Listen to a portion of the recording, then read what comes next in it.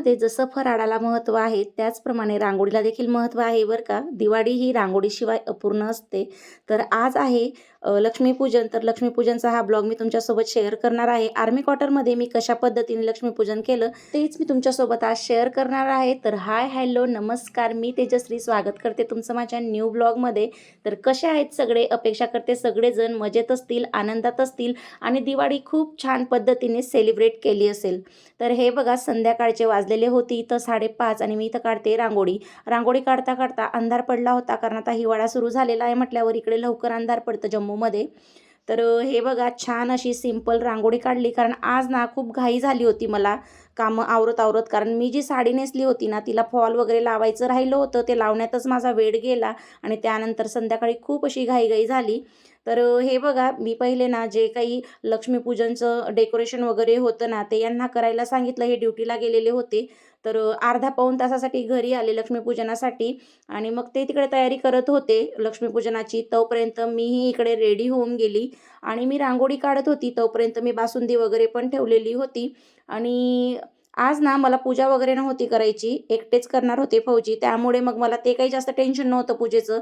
फक्त मी रेडी झाली आणि मुलांना रेडी केलं आणि फौजींना काय हवं तिथं पूजेचं सामान वगैरे ते मी त्यांना सांगितलं फक्त आणि त्या पद्धतीने त्यांनी पूजा वगैरे मांडली. कारण दरवर्षी तर मीच मांडते, त्यांना सवय नाही की काय ठेवायचं, कसं ठेवायचं, तर ते मला पूर्णपणे त्यांना सांगायचं होतं. तर हे बघा, इथं खूप छान पद्धतीने मी रेडी झालेली आहे. तर ही साडी मी ऑनलाईन मागवलेली आहे, याचा व्हिडिओ मी तुमच्यासोबत शेअर केलेला आहे. तुम्हाला जर ही साडी पाहिजे असेल ना तर मला कमेंटमध्ये लिंक असं टाईप करा, मी तुम्हाला याची लिंक कम्युनिटी पोस्टला देऊन देईल. म्हणजे पहिले एकदा पण दिलेली, जर पाहिजे असेल तर पुन्हा मी तुम्हाला कम्युनिटी पोस्टला टाकून देईल त्याची लिंक. छान साडी आहे, 700 रुपयाच्या मानाने खूपच छान. तर हे बघा, इथं फौजींनी खूप छान अशी ही मांडणी केलेली आहे लक्ष्मीपूजनाची, मी ज्या पद्धतीने सांगितली त्या पद्धतीने. आणि ह्या वर्षी ना फराळ वगैरे माझं काहीही बनवून झालेलं नाही आहे. तुम्ही मागचा ब्लॉग पाहिला असेल त्यात तुम्हाला कळलंच असेल. तर इथं मुलांना वगैरे पण मी रेडी केलेलं आहे. फौजींची इथं लक्ष्मीपूजनाची पूजा सुरू झालेली आहे आणि हे बघा, इतका विचार करून करून हे पूजा करतात ना, म्हणजे मला म्हणजे हे वाटतं की किती हळूहळू पूजा करतायत. बिलकुल अशी म्हणजे शांततेने पूजा करतात ते. पण आहे ना, माझं तेवढं डोकं पण खाऊन जातं, कुठं काय करू? पूर्ण विचारून विचारून मला म्हणजे ही पूजा केली होती त्यांनी. आणि कसं असतं ना, माणसांना याची एवढी सवय नसते, त्यांना माहिती नसतं आणि जेव्हा त्यांच्यावर ही अशी वेळ येते तर तेव्हा त्यांना म्हणजे ती पूजा करावीच लागते.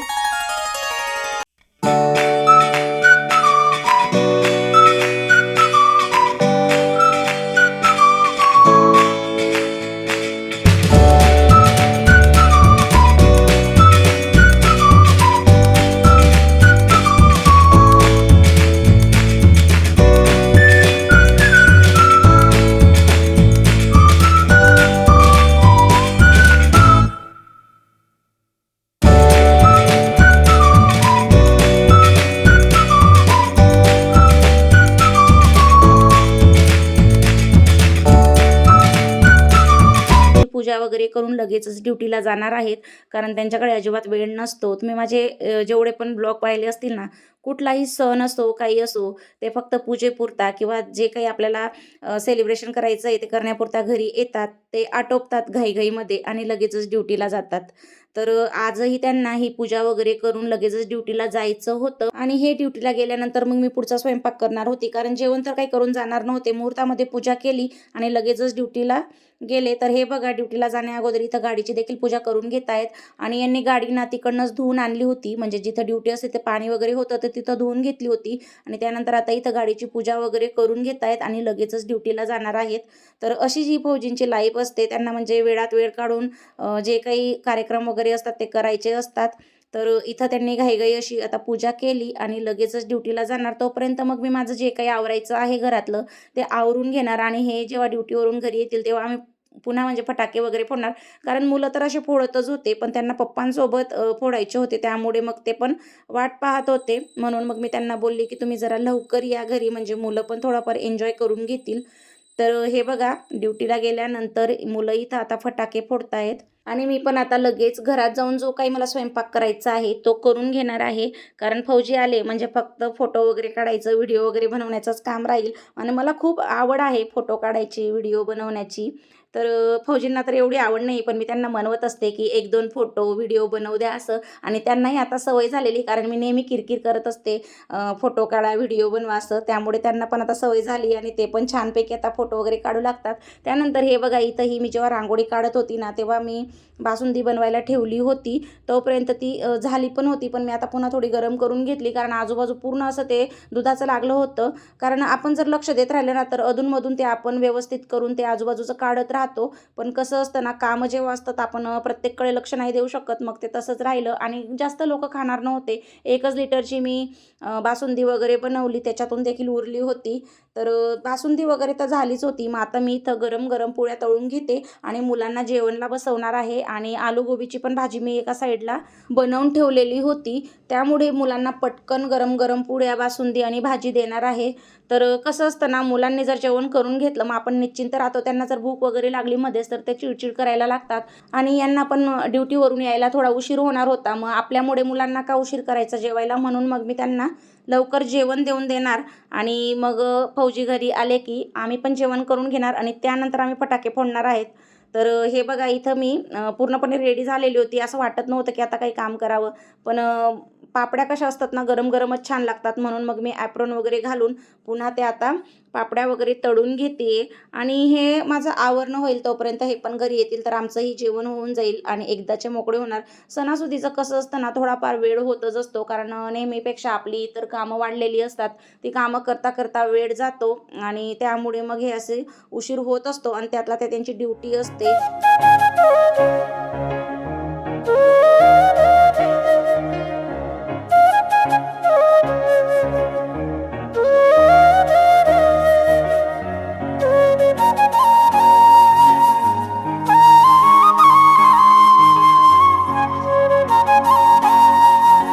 तर इथं मी मुलांना जेवण वगैरे दिलं आणि लगेचच हे पण घरी आले. माझ्या अपेक्षेपेक्षा आज लवकर घरी आले होते, अर्धा तास पहिले.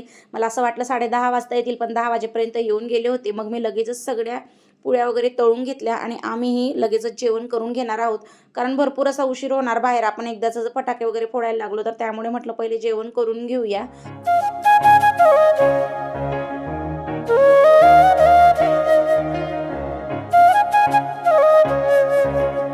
जेवण वगैरे झालं आणि इकडे आलो आम्ही आता सगळे बाहेर. आणि बाहेरचा थोडा रांगोळीचा व्ह्यू तुम्हाला मी दाखवला. परत हे म्हणजे पहिले दाखवलेलंच होतं, लक्ष्मीपूजनाची जी काही पूजा मांडणी वगैरे होती पुन्हा दाखवली. आणि त्यानंतर हे बघा, आता इथं आलेलो आहेत आम्ही बाहेर.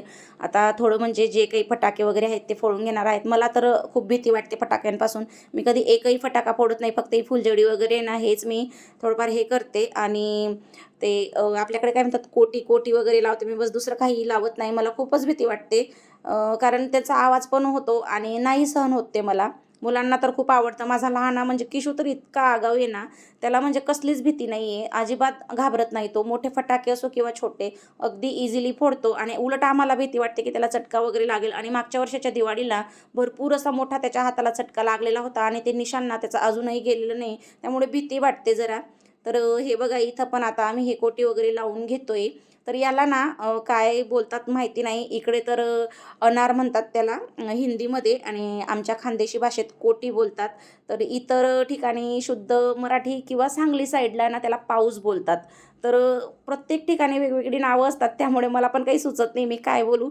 तर आमच्याकडे कोटी बोलतात म्हणून मी पण ते कोटीच बोलली आहे तिथं. तर ते लावले. आणि हे बघा, इथं किशूचं चालूच आहे. त्याचं म्हणणं असतं की मला एकट्याला लावू द्या, पण हे काही त्याला लावू देत नव्हते, कारण कसं आहे, चटका वगैरे लागून जातो, नंतर मग त्रास होतो मुलांना. त्यामुळे हे बघा लावला आणि लगेचच त्यांनी त्याला पटकन उचलून तिकडे केलं. कारण कसं असतं ना, ह्या म्हणजे फटाके वगैरे ह्या गोष्टी अशा असतात ना, त्या कधी काय होईल सांगता येत नाही, अचानक फुटू पण शकतात. त्यामुळे थोडं म्हणजे सांभाळूनच हे केलेलं बरं. आणि त्यानंतर हे बघा, इथं त्याची नौटंकी सुरू झालेली आहे. अगदी कॉमेडी आहे तो आमच्या घरामध्ये. तुम्ही जर पहिले व्हिडिओ पाहिले असतील, तुम्हाला त्याच्यात पण दिसलं असेल. असं शांतपणे व्यवस्थितपणे तो कधी काही करत नाही, त्याचा काही ना काही ड्रामा चालूच असतो. इथं तो नाचून नाचून ते सुनसुंदरी अशी फिरवत होता. तर मला हसू येत होतं. त्याला म्हटलं, नीट हे कर, आपण व्हिडिओ बनवतोय. त्यामुळे मग थोडा शांत झाला, पण तरी देखील नीट त्याने केलंच नाही. शेवटपर्यंत काही ना काही त्याची बदमाशी सुरूच होती. तर हे बघा, आता इथं देखील त्याचावाला डान्स बघून घ्या, किती फनी डान्स करतोय. अगदी म्हणजे आमच्या घरातलं ना कार्टून आहे ते, आम्हाला हसवणारं कार्टून. आणि त्याच्या बिलकुल अपोजिट आदित्य आहे. आदित्य अगदी शांत समजदार मुलगा आहे. त्याचा काही त्रास वगैरे नसतो घरात. तर चला बोलता बोलता व्हिडिओ देखील संपत आलेला आहे आणि माझी बडबड काही संपतच नव्हती. तर आजचा हा व्हिडिओ मी इथं स्टॉप करते. कसा वाटला व्हिडिओ कमेंट करून नक्की सांगा. भेटूया पुढच्या ब्लॉगमध्ये. तोपर्यंत बाय अँड टेक केअर.